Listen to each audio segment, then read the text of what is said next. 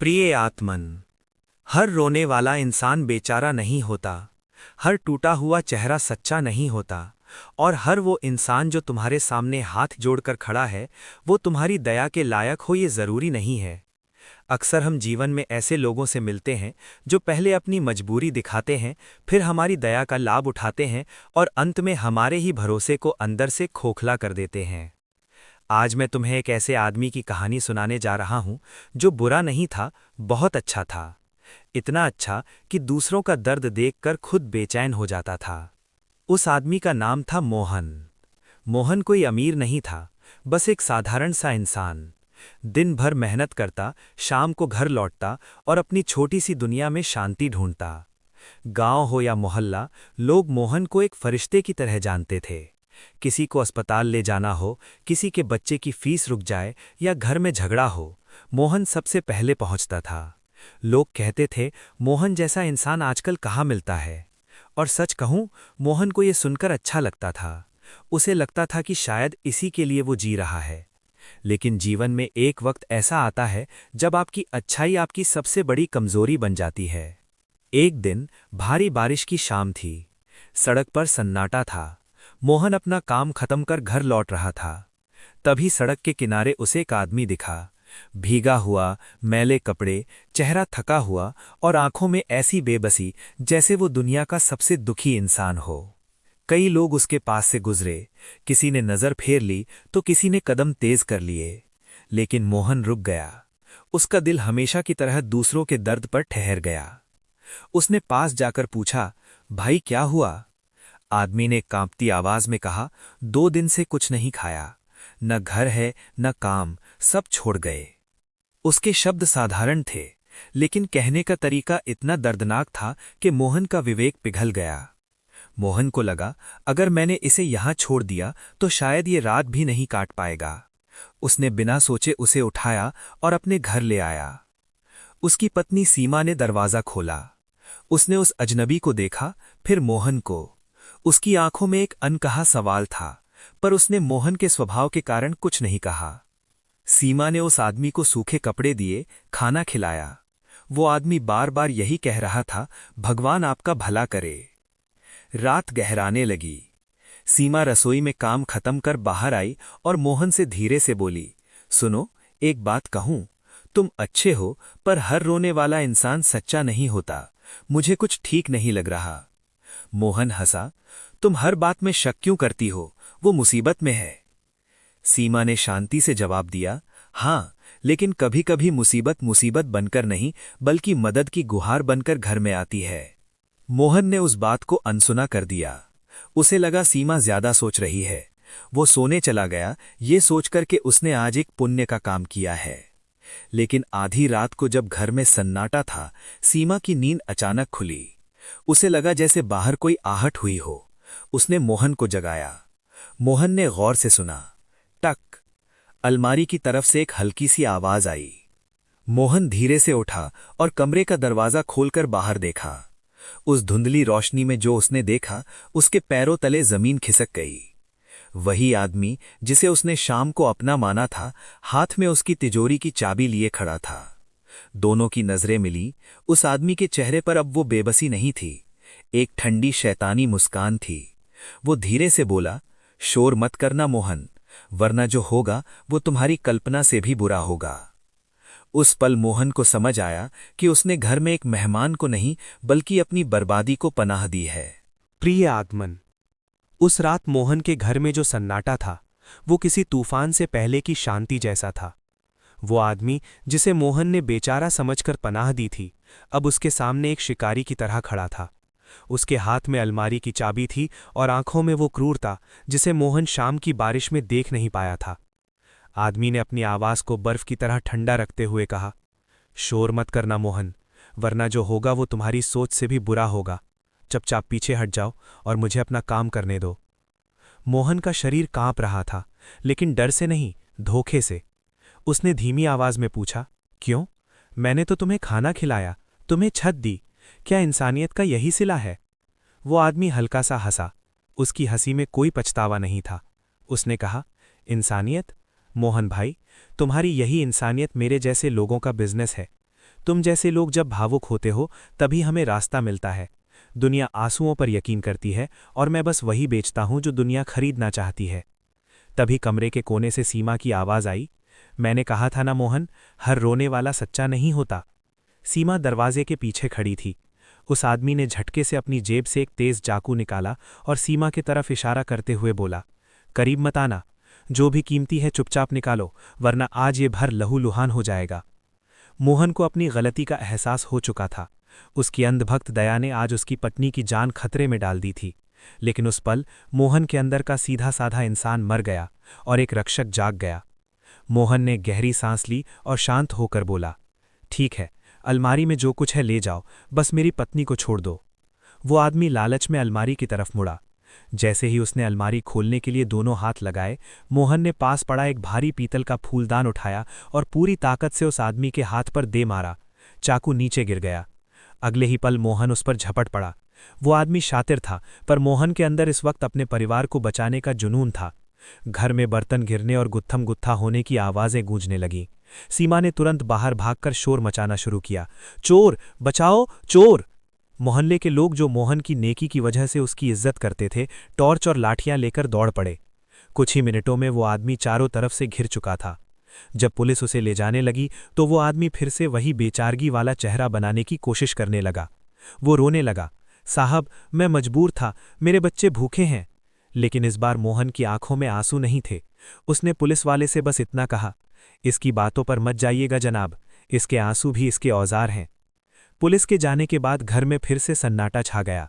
सुबह की पहली किरण खिड़की से अंदर आ रही थी। मोहन आंगन में बैठा था। सीमा उसके पास आई और उसके कंधे पर हाथ रखा। मोहन ने भारी मन से कहा, सीमा, क्या अब मैं कभी किसी की मदद नहीं कर पाऊंगा? क्या अब मुझे हर जरूरतमंद में एक चोर दिखेगा? सीमा ने उसे समझाया, नहीं मोहन, दुनिया से अच्छाई खत्म नहीं हुई है, बस अब तुम्हें अपनी दया के साथ विवेक को भी जोड़ना होगा। आंखें बंद करके मदद करना पुण्य नहीं, अपराध है। किसी को खाना खिलाना सही है, लेकिन उसे अपने घर की चाबियां सौंपना गलत है। आज की सीख, प्रिय आत्मन, दया करना मनुष्य का सबसे बड़ा धर्म है, लेकिन वो दया अंधी नहीं होनी चाहिए। अगर आप गलत इंसान पर दया करते हैं तो आप न केवल अपना नुकसान करते हैं, बल्कि उस इंसान का हौसला भी बढ़ाते हैं जो दूसरों के विश्वास का कत्ल करता है। मदद जरूर करें, पर अपनी जागरूकता की कीमत पर नहीं, क्योंकि याद रखना, हर हाथ जोड़ने वाला भक्त नहीं होता और हर गिरने वाला आंसू सच नहीं होता। समाप्त। उस रात के बाद सब कुछ पहले जैसा नहीं रहा। मोहन के घर से तो चोर चला गया था, लेकिन मोहन के मन में जो भरोसा था वो उस रात वहीं कांटों के बीच बिखर गया था। अगले कुछ हफ्तों तक मोहन बिल्कुल चुप रहा। वो काम पर तो जाता, लेकिन पहले की तरह किसी की मदद के लिए हाथ नहीं बढ़ाता। अगर कोई सड़क पर भीख मांगता या कोई मुसीबत में दिखता तो मोहन अपनी आंखें फेर लेता। उसे अब हर रोने वाले चेहरे में वही चोर दिखाई देता था जो रात के अंधेरे में उसके घर की नींव खोखली करने आया था। एक दिन मोहन अपनी दुकान से लौट रहा था। उसने देखा कि एक बूढ़ा आदमी पगडंडी पर गिर गया है। उसे चोट लगी थी, वो दर्द से कराह रहा था। लोग पास से गुजर रहे थे, ठीक वैसे ही जैसे उस रात मोहन गुजरा था। मोहन रुका। उसका दिल एक पल के लिए धड़का। उसने सोचा, क्या पता ये भी वही खेल खेल रहा हो, क्या पता ये भी कोई अपराधी हो। उसने अपना हाथ बढ़ाया, फिर पीछे खींच लिया। वो डर गया था। उस डर में जो एक अच्छा इंसान था वो धीरे धीरे मर रहा था। तभी सीमा पीछे से आई। उसने मोहन का हाथ पकड़ा और धीरे से कहा, मोहन, उस रात तुमने एक चोर को बाहर किया था, अपनी इंसानियत को नहीं। अगर आज तुम इस बूढ़े आदमी को नहीं उठाओगे तो तुम उस चोर से भी बड़े अपराधी हो जाओगे, क्योंकि उस चोर में तुम्हारा पैसा लूटा था, लेकिन तुम खुद से अपना स्वभाव छीन रहे हो।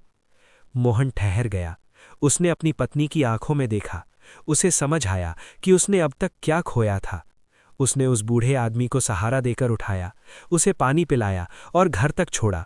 उस आदमी ने जाते हुए मोहन को कोई शाप नहीं दिया, कोई धोखा नहीं दिया, बस एक पुरानी सी मुस्कान के साथ कहा, बेटा, दुनिया बहुत बड़ी है, कुछ लोग जहर हैं तो कुछ मरहम।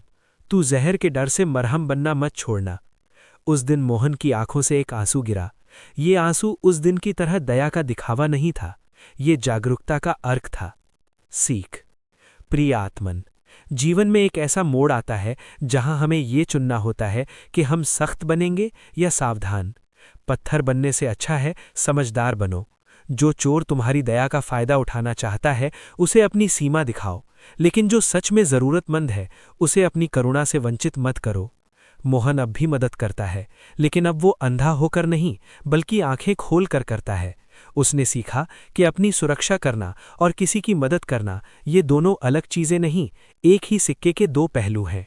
और याद रखना, अगर तुम्हारी अच्छाई तुम्हें कमजोर बना रही है तो वो अच्छाई नहीं, तुम्हारी एक भूल है। अपनी अच्छाई को ढाल बनाओ, बिछौना नहीं। यही जीवन है, न बहुत सख्त न बहुत नर्म, बस संतुलित। समाप्त। वो रात बीत गई, पुलिस का सायरन शांत हो गया और मोहल्ले की गलियों में फिर से सुबह हो गई। लेकिन मोहन के लिए ये एक नई सुबह नहीं थी, ये उसके पूरे व्यक्तित्व का पुनर्जन्म था। जो मोहन कल तक अपनी अच्छाई को आंखें बंद करके जीता था, अब उसकी आंखों पर से पट्टी हट चुकी थी। उस सुबह मोहन अपने घर के आंगन में बैठा था। उसके हाथ में चाय का गिलास था, पर वो उसे पी नहीं रहा था। वो शून्य में देख रहा था। उसके भीतर एक अजीब सी जंग चल रही थी। एक तरफ वो मन था जो कहना चाहता था, तुमने उसे सबक सिखाया, अब तुम भी पत्थर बन जाओ।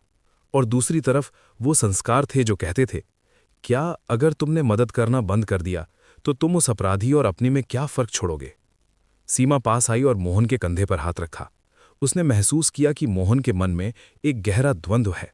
सीमा ने धीरे से कहा, मोहन, तुमने उस आदमी को हराकर अपनी संपत्ति बचा ली है, लेकिन क्या तुम अपनी इंसानियत को बचाने में कामयाब हुए हो, या डर के मारे तुमने उसे भी कहीं दबा दिया है। मोहन चौंक गया। उसने सीमा की तरफ देखा। उसे लगा कि शायद उसकी पत्नी ने उसके मन का सबसे गहरा डर पकड़ लिया है। अगले कुछ दिन मोहन ने खुद को दुनिया से अलग कर लिया। वो काम पर तो जाता, लेकिन किसी से नजरें नहीं मिलाता। रास्ते में कोई भूखा मिलता तो वो अपनी नजरें दूसरी तरफ घुमा लेता।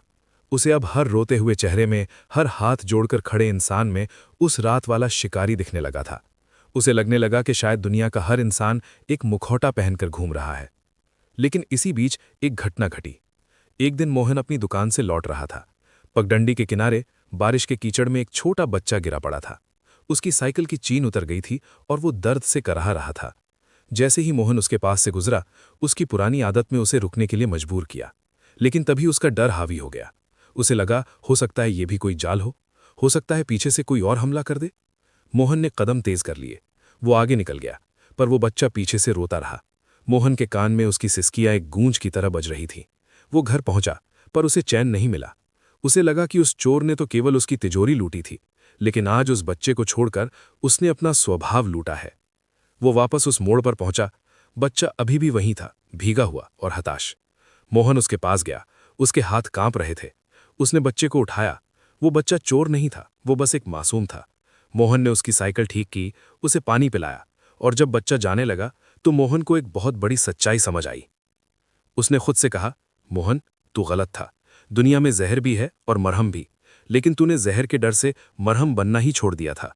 जो चोर तुम्हारी दया का फायदा उठाना चाहता है, उसे अपनी सावधानी दिखाओ, लेकिन जो सच में जरूरतमंद है, उसे अपनी करुणा से वंचित मत करो। उस दिन मोहन ने अपनी अच्छाई का गणित बदल दिया। उसने समझ लिया कि दया का मतलब मुफ्त की मेहरबानी नहीं होता। उसने एक नियम बनाया, अगर कोई पैसे मांगेगा तो वो उसे पैसे नहीं बल्कि मेहनत करने का काम देगा। अगर कोई बीमारी का बहाना करेगा तो वो उसे अस्पताल ले जाएगा, न कि जेब से पैसे देकर पल्ला झाड़ेगा। वो अब मदद करते वक्त इंसान की हालत नहीं बल्कि उसकी इरादों को परखने लगा। उस दिन मोहन की आंखों से एक आंसू गिरा। ये आंसू उस दिन की तरह दया का दिखावा नहीं था, ये जागरूकता का अर्क था। मोहन को समझ आ गया था कि जिसे वो अपनी कमजोरी समझ रहा था, वो असल में उसकी ताकत बन सकती है, अगर वो उसे विवेक यानी विजडम के साथ इस्तेमाल करे। प्रिय आत्मन, मोहन अब भी मदद करता है, अब भी दया दिखाता है, लेकिन अब वो अंधा होकर नहीं बल्कि आंखें खोल कर करता है।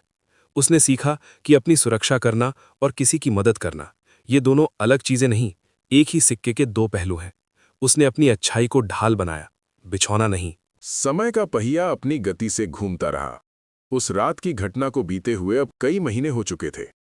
मोहल्ले में अब भी लोग मोहन को मददगार कहते थे, लेकिन मोहन के मदद करने के अंदाज में एक क्रांतिकारी बदलाव आ चुका था। पहले का मोहन भावुक होकर दूसरों की आग में खुद को झोंक देता था, लेकिन अब का मोहन सचेत होकर दूसरों की आग बुझाने का हुनर जानता था। एक शाम जब सूरज ढलने को था और आसमान में लालिमा बिखरी थी, मोहन अपनी दुकान बंद कर रहा था। तभी अचानक वो आदमी जिसने महीनों पहले मोहन के भरोसे की नींव खोखली की थी और जिसे पुलिस ले गई थी, अचानक मोहन की दुकान के सामने आकर खड़ा हो गया। वो आदमी जेल से बाहर आ चुका था। उसके कपड़े फिर से मैले थे, चेहरा वही पुराना बेचारा सा था और वो फिर से वही पुरानी चाल चलने की तैयारी में था। मोहल्ले के लोग जो ये सब देख रहे थे सहम गए। चारों तरफ सन्नाटा छा गया। सबको लगा कि मोहन, जो अब पूरी तरह बदल चुका है, शायद अब इस आदमी को धक्के मारकर भगा देगा या फिर से वही पुरानी गलती कर बैठेगा। क्या मोहन फिर वही अंधभक्त दया दिखाएगा या एक पत्थर दिल इंसान की तरह उसे दुत्कार देगा? मोहन ने अपनी दुकान का शटर गिराया, चाबी अपनी जेब में डाली और धीरे से उस आदमी के सामने जाकर खड़ा हो गया। उस आदमी ने अपनी पुरानी फितरत के अनुसार अपने हाथ जोड़े और कांपती आवाज में बोला, मोहन भाई, मेरी किस्मत खराब थी, मुझे माफ कर दो। मैं 2 दिन से भूखा हूं, बस एक मौका दे दो, मुझे काम की जरूरत है। मोहन की आंखों में ना तो वो पुरानी करुणा थी जो बिना सोचे काम करती थी और ना ही उस आदमी के प्रति कोई नफरत थी। मोहन ने उस आदमी की आंखों में सीधा देखा। उस आदमी ने नजरें चुराने की कोशिश की, लेकिन मोहन की आंखों की स्थिरता ने उसे झकझोर दिया। मोहन ने बहुत शांत, दृढ़ और गंभीर आवाज में कहा, देखो, तुम्हारी मजबूरी की कहानी अब मेरे पास नहीं बिकेगी। तुमने जो किया उसकी सजा तुम भुगत आए हो, इसलिए मेरे मन में तुम्हारे प्रति ना कोई बदले की भावना है और ना ही कोई शिकायत। मैंने तुम्हें माफ कर दिया है, क्योंकि माफी का मतलब है खुद के मन का बोझ हल्का करना, लेकिन माफी का मतलब भरोसा फिर से बहाल करना नहीं होता। वो आदमी कुछ बोलने ही वाला था कि मोहन ने अपना हाथ उठाकर उसे चुप करा दिया। मोहन ने आगे कहा, तुम काम की तलाश में आए हो? तो लो, यहां से 10 कदम आगे एक निर्माण कार्य चल रहा है, वहां मजदूरों की जरूरत है। जाओ, वहां जाकर मेहनत करो, पसीना बहाओ और अपनी रोटी कमाओ, लेकिन मेरे घर, मेरे भरोसे और मेरी व्यक्तिगत सीमा के करीब आने की कोशिश कभी मत करना।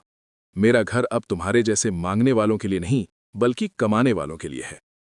वो आदमी स्तब्ध रह गया। उसे लगा था कि मोहन या तो उसे गालियां देगा या फिर पिघल जाएगा। उसे ये उम्मीद नहीं थी कि मोहन उसे मदद भी करेगा और सीमा भी तय कर देगा। वो आदमी बिना एक शब्द बोले सिर झुकाकर वहां से चला गया।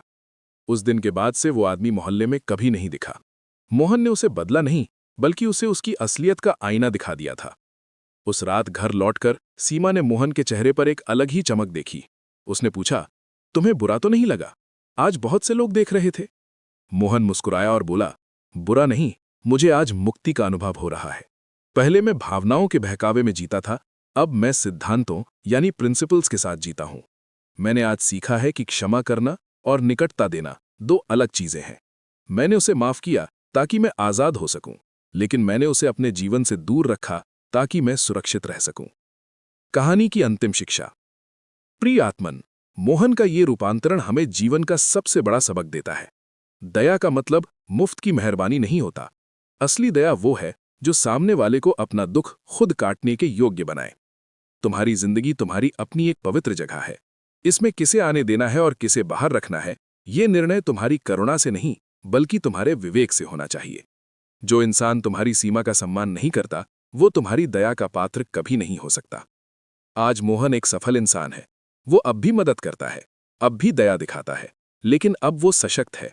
उसने सीखा कि एक अच्छा इंसान होने का मतलब ये नहीं है कि आप हर किसी के लिए दरवाजा खुला रखें।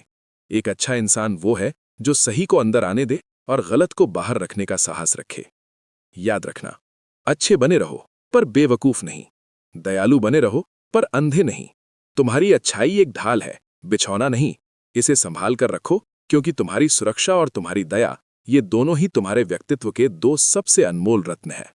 समय बीतता गया। मोहन अब केवल मददगार नहीं रहा था, वो एक सजग इंसान बन चुका था। उसके मोहल्ले में और अब तो आसपास के गांवों में भी लोग उसे जानने लगे थे। मोहन ने एक छोटी सी स्वयं सहायता समिति, सेल्फ हेल्प ग्रुप शुरू की थी। इसका नियम सीधा था, हम किसी को भीख नहीं देंगे, हम किसी को काम सिखाएंगे। मोहन ने उस अनुभव से सीखा था कि दया अगर सही दिशा में ना जाए तो वो आलस और धोखे को जन्म देती है। उसने अपने घर के सामने एक बोर्ड लगा दिया था, यहाँ मदद मिलेगी, पर केवल उन्हें जो खुद अपना भविष्य बनाने की हिम्मत रखते हैं। एक दिन वही बच्चा जिसे मोहन ने साइकिल ठीक करने में मदद की थी, अब थोड़ा बड़ा हो चुका था। वो मोहन की दुकान पर आया और बोला, अंकल, मैं अब काम करना चाहता हूँ। आपने उस दिन मुझे सिर्फ साइकिल नहीं दी थी, आपने मुझे ये सिखाया था कि अपनी समस्या का समाधान खुद कैसे किया जाता है। मोहन की आंखों में चमक आ गई। उसे लगा कि उसकी वो बुरी घटना जिसने उसका भरोसा तोड़ा था, आखिरकार कितनी बड़ी अच्छाई में बदल गई है। मोहन ने सीमा से कहा, सीमा, आज मुझे समझ आया कि ईश्वर कभी-कभी हमारे जीवन में बुरे लोगों को इसलिए भेजता है ताकि हम अपनी अच्छाई के नकाब को उतारकर उसकी ताकत को पहचान सकें। इस कहानी का सार, द अल्टीमेट कंक्लूजन। प्रिय आत्मन, मोहन का ये सफर अब पूरा हुआ है। उसने सीखा कि परिपक्वता, मैच्योरिटी, बुरे अनुभवों के बाद भी खुद को सुरक्षित रखना और दूसरों के प्रति नर्म बने रहना ही जीवन की सबसे बड़ी कला है। सजग करुणा, कॉन्शियस कंपैशन, अपनी अच्छाई को बिना सोचे समझे लुटाना दया नहीं बल्कि खुद का शोषण है। सतर्कता, अवेयरनेस, आपकी अच्छाई आपकी सबसे बड़ी शक्ति है, बस उसे विवेक का चश्मा पहना दीजिए। आज मोहन का घर सुरक्षित है, उसका दिल शांत है और उसकी मदद करने की भावना अब अंधी नहीं बल्कि जागरूक है। प्रिय आत्मन, मोहन की ये कहानी आपको ये याद दिलाने के लिए थी कि सच्चा इंसान वो नहीं जो हर किसी के सामने झुक जाए, बल्कि वो है जो हर किसी का सम्मान करे लेकिन अपने आत्मसम्मान की रक्षा करना न भूले। अब ये कहानी आपकी है। इस सफर में आपने मोहन के साथ जो सीखा उसे अपने जीवन में उतारिए, क्योंकि आपकी अच्छाई ही दुनिया को बदलने की सबसे बड़ी शक्ति है, बशर्ते वो सही दिशा में हो। इस कहानी ने आपके हृदय के कौन से तार को सबसे ज्यादा छुआ? कमेंट करके हमें जरूर बताएं, क्योंकि आपकी प्रतिक्रिया ही हमें प्रेरित करती है और गहरी कहानियां लिखने के लिए। इस वीडियो या पोस्ट को लाइक करें अगर आपको लगता है कि मोहन का ये विवेकपूर्ण रास्ता आज के दौर में हर किसी को अपनाना चाहिए। फॉलो या सब्सक्राइब बटन दबाएं और हमारी इस आत्म जागृति की यात्रा का हिस्सा बनें। याद रखें, आप भी मोहन हो सकते हैं, बस अपनी दया को अपनी ढाल बनाना न भूलें।